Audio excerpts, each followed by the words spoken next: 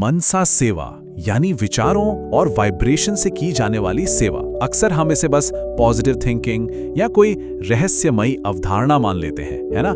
लेकिन आज के इस एक्सप्लेनेशन में हम इसके पीछे के गहरे विज्ञान को डिकोड करने वाले हैं। हम देखेंगे कि कैसे मेडिटेशन कोई अंधविश्वास नहीं है, बल्कि एक ऐसा न्यूरोफिजिकल ब्रॉडकास्ट है जिसे आज के समय में सटीक रूप से मापा जा सकता है। तो चलिए सूक्ष्म ऊर्जा, न्यूरोफिजिक्स और कलेक्टिव साइकोलॉजी के जरिए सीधे इस विज्ञान में गोता लगाते हैं। अब देखिए, इस सोर्स मटेरियल में एक बहुत ही कमाल का और गहरा कोड दिया गया है। मधुबन एक टीवी स्टेशन है और सच मानिए ये कोई मेटाफोर या कहावत नहीं है, ये बिल्कुल सटीक वैज्ञानिक सिद्धांत है। ये इस बात को परफेक्टली समझाता है कि हमारा दिमाग और मन सच में एक इलेक्ट्रोमैग्नेटिक ब्रॉडकास्टिंग और रिसीविंग सिस्टम की तरह कैसे काम करता है। हमारे विचार सिग्नल्स हैं और हमारी भावनाएं उनकी फ्रीक्वेंसी सेट करती हैं। जरा सोचिए, हम सब एक चलते फिरते ट्रांसमीटर हैं। तो सबसे पहले बात करते हैं हमारे इस बायोलॉजिकल रेडियो स्टेशन की। चलिए बिल्कुल माइक्रो लेवल पर, यानी सीधे अपने ब्रेन के अंदर चलते हैं। अगर हम आध्यात्म और आज के विज्ञान को अगल बगल रखकर देखें तो समानताएं हैरान करने वाली हैं। जिसे हम आध्यात्म में संस्कार परिवर्तन कहते हैं ना, विज्ञान उसे न्यूरोप्लास्टिसिटी कहता है। हमारा वायुमंडल असल में कॉन्शियसनेस फील्ड है और जिन्हें हम वाइब्रेशंस कहते हैं वो कुछ और नहीं बल्कि सचेत भावनात्मक आवृत्तियां या कॉन्शियस इमोशनल फ्रीक्वेंसीज हैं। मतलब हम यहाँ किसी जादू की बात बिल्कुल नहीं कर रहे हैं, बल्कि सूक्ष्म ऊर्जा के बिल्कुल वास्तविक आदान प्रदान की बात कर रहे हैं।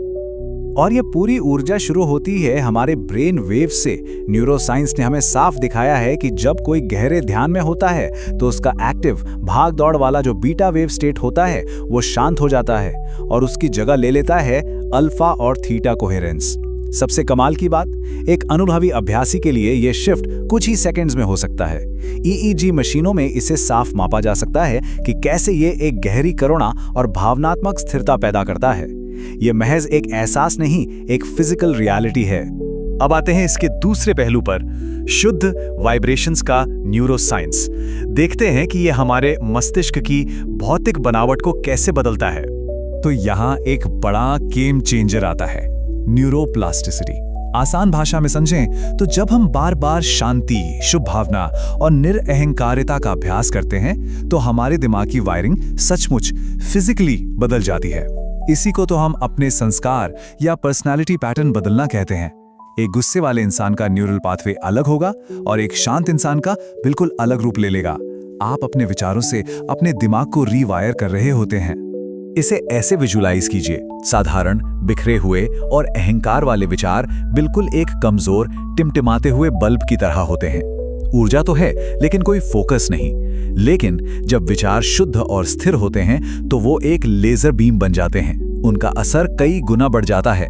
मनसा सेवा का पूरा विज्ञान ही यही है, अपने मन को एक कमजोर बल्ब से एक पावरफुल लेजर लाइट में बदलना। अब बात करते हैं हार्ट फील्ड्स और एंट्रेनमेंट की। दिमाग से बाहर निकलकर अब हम लोगों के बीच के उस खाली स्पेस की बात करेंगे जहां मनसा सेवा असली जादू दिखाती है। क्या आपने कभी गौर किया है कि किसी बहुत ही शक्तिशाली, स्थिर योगी या शांत व्यक्ति के पास बैठते ही आपकी अपनी चिंता अचानक कैसे गायब हो जाती है? ये कोई इत्तेफाक नहीं है। मनोविज्ञान इसे इमोशनल कंटेजियन और मिरर न्यूरॉन्स के जरिए समझाता है। हम सब अवचेतन रूप से, यानी सबकॉन्शियसली, अपने आसपास के लोगों की भावनात्मक फ्रीक्वेंसीज को कैच कर रहे होते हैं। हम सचमुच एक दूसरे की वाइब को एब्जॉर्ब करते हैं और इसमें हमारा दिल बहुत बड़ा रोल निभाता है। एक बहुत ही माइंड ब्लोइंग फैक्ट बताऊं, हमारे दिल का इलेक्ट्रोमैग्नेटिक फील्ड हमारे दिमाग के फील्ड से लगभग 60 गुना ज्यादा बड़ा और शक्तिशाली होता है। जी हाँ, जब कोई अभ्यासी गहरी करुणा और शांति की अवस्था में जाता है तो उसके दिल की धड़कन एक परफेक्ट रिदम में आ जाती है। इसे हार्ट कोहेरेंस कहते हैं और ये एक बहुत ही विशाल और स्थिर फील्ड को चारों तरफ ब्रॉडकास्ट करता है। और यहीं पर फिजिक्स का एंट्रेनमेंट सिद्धांत लागू होता है।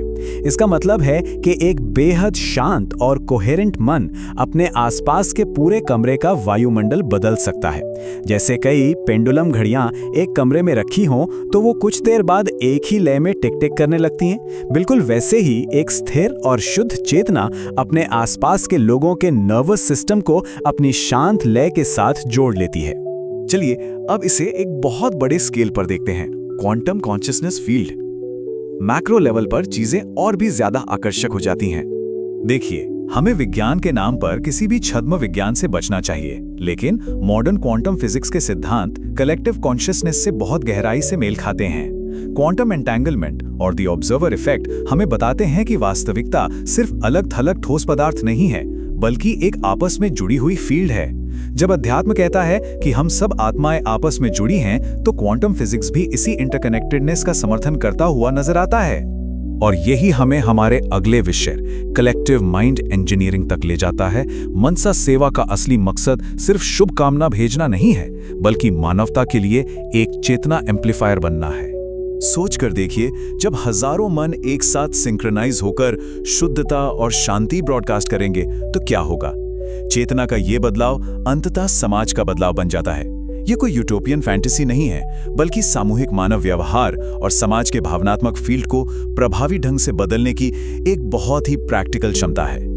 लेकिन इस ब्रॉडकास्ट को पावरफुल बनाने के लिए कुछ शर्तें हैं। एक नेगेटिव या अहंकारी मन एक पावरफुल वाइब्रेशन नहीं बना सकता।